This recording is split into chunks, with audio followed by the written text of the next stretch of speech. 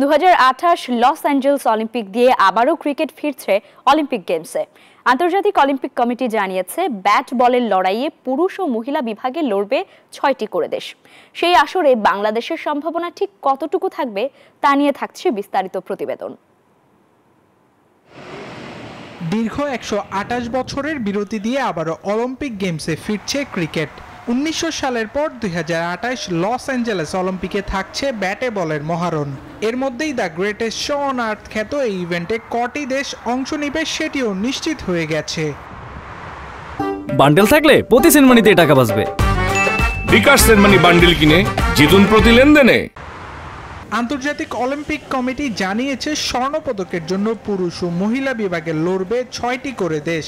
শেষবার 1900 সালে অলিম্পিকে দেখা গিয়েছিল ক্রিকেট।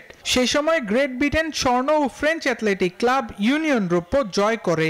এরপর থেকে আর ক্রিকেট খেলা হয়নি বৈশ্বিক এই প্রতিযোগিতায়। 1986 সালে অ্যাথেন্স অলিম্পিকে ক্রিকেট ফেরানোর চেষ্টা চালালেও শেষ পর্যন্ত তার মাঠে গড়ায়নি। তবে 2028 অলিম্পিকে অবসান হচ্ছে সে অপেক্ষার। টি-20 ফরম্যাটে পুরুষ এবং নারী বিভাগের দুই ক্ষেত্রেই 6 দল সর্বোচ্চ 15 জন ক্রিকেটার অংশ নিবে এই আসরে। তবে ঠিক কোন উপায়ে দল নির্ধারণ হবে তা জানা যায়নি। তবে একটি গণমাধ্যমের খবর টি-20 র্যাঙ্কিং এর ভিত্তিতে নির্ধারণ হতে পারে কারা খেলবে সেই অলিম্পিকে।